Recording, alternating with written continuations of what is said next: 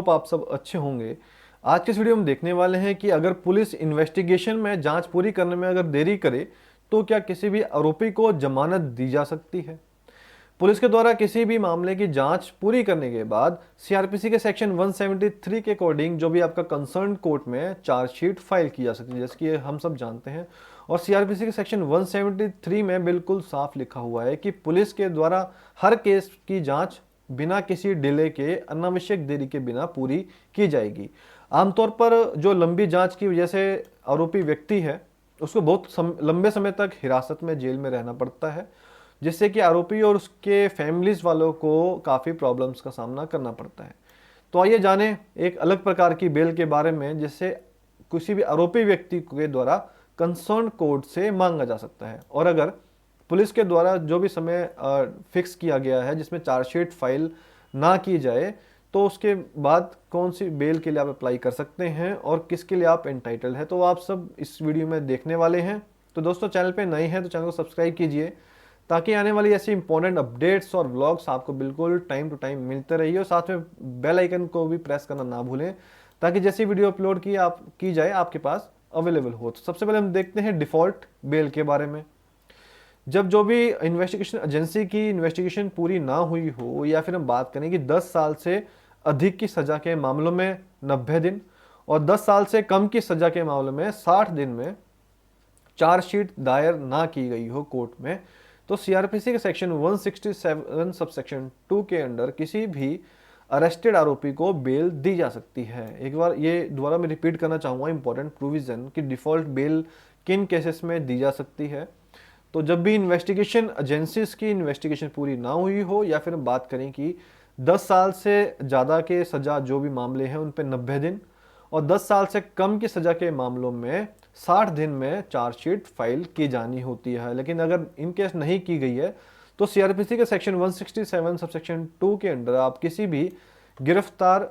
आरोपी को बेल दी जा सकती है, जिसे हम डिफ़ॉल्ट बेल कहते हैं। और ये जो प्रोविज़न है वो लंबी चलने वाली इन्वेस्टिगेशन के नुकसान को नियंत्रण करने के लिए, उनको कंट्रोल करने के लिए भी बनाई गई है। दिल्ली हाई कोर्ट ने सुभाष बहादुर वर्सेस स्टेट के केस में 6 नवंबर 2020 को बिल्कुल साफ कहा था कि डिफ़ॉल्ट बेल का जो राइट है वो किसी भी आरोपी के द्वारा स्पेशल रूप से एप्लीकेशन करने पर डिपेंड नहीं करता है। और ऐसे मामलों में जहां 60 दिन या 90 दिन की कोई अवधि समाप्त हो चुकी है, यानी कि जो पीरियड था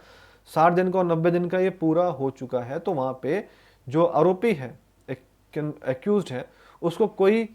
फॉर्मेलिटी वाले अप्लाई के बिना, यानी कोई औपचारिक आवेदन किए बिना ही जमानत पर रिहा करने का हकदार होता है, बशर्ते यह है कि वो जमानत प्रेजेंट करने के लिए तैयार हो, यानी कि कम से कम बेल लेने के लिए तो तैयार हो।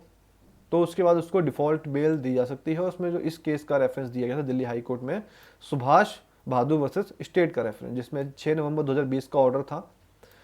वहीं अगर बात करें सुप्रीम कोर्ट की इस पर क्या राय है डिफ़ॉल्ट बेल पर, तो सुप्रीम कोर्ट के 3 जज की बेंच ने फखरे आलम वर्सेस स्टेट ऑफ यूपी के केस में 15 मार्च 2021 को डिफ़ॉल्ट बेल को लेकर बहुत इंपॉर्टेंट डिसीजन दिया था, जिसमें कोर्ट ने कहा कि सीआरपीसी के सेक्शन 167 सबसेक्शन 2 के पहले प्रोविजन के अकॉर्डिंग एक विधानिक अधिकार, दैट मीन्स स्टैट्यूटरी राइट नहीं, बल्कि एक आर्टिकल, कॉन्स्टिट्यूशन के आर्टिकल 21 के अकॉर्डिंग लीगल प्रोसेस का भी हिस्सा है। कोर्ट ने कहा था कि सेक्शन 167(2) की शर्तें पूरी होने पर किसी भी आरोपी को जमानत पर रिहा किया जाना उसका मौलिक अधिकार है। यानी कि सुप्रीम कोर्ट ने यह कह दिया कि आर्टिकल 21 के अंडर जो भी किसको भी अगर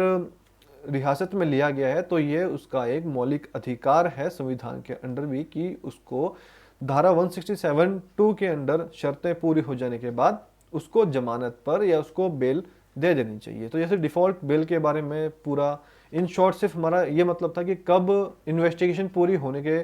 या फिर कोर्ट में चार्जशीट फाइल नहीं किए जाने पर आपको बेल तो कोर्ट से मिलेगी। तो बहुत लोगों को इस बारे में इंफॉर्मेशन नहीं होती है, या फिर ये जो हमने केस सबसे डिसाइड किए कि सुप्रीम कोर्ट के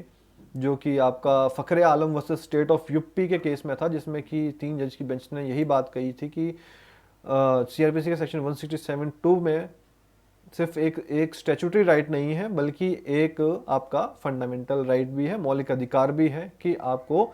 आर्टिकल 21 के अंडर उसको बेल देनी ही होगी। इनकेस अगर आपको बेल नहीं मिलती है तो वो आर्टिकल 21 का भी वायलेशन माना जाएगा।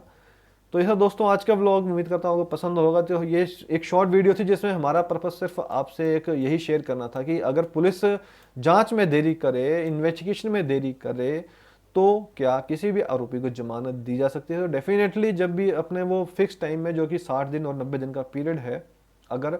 उसमें कोर्ट में चार्जशीट फाइल नहीं की जाएगी तो डेफिनेटली आप बेल के लिए एंटाइटल है और ये आपका एक मौलिक अधिकार है, जैसे कि सुप्रीम कोर्ट ने बिल्कुल क्लियर किया। और दिल्ली हाई कोर्ट ने भी इसी चीज़ को क्लियर करते हुए सुप्रीम कोर्ट ने आगे इस चीज़ को फॉरवर्ड कर दिया कि ये आपका एक मौलिक अधिकार है, जिसमें अगर आपको बेल नहीं मिलेगी तो आर्टिकल संविधान में अनुच्छेद 21(21) का भी उल्लंघन माना जाएगा। तो दोस्तों उम्मीद करता हूँ आपको वीडियो इन्फॉर्मेटिव लगा तो प्लीज़ चैनल को सब्सक्राइब कीजिए, वीडियो को लाइक और शेयर कीजिए, ताकि इसी तरह मोटिवेशनल वीडियोस और इंटरेस्टिंग टॉपिक्स के ऊपर आपको वीडियोस मिलती रहे और आपके लॉ के रिगार्डिंग जो भी कंसेप्ट हो, डाउट हो,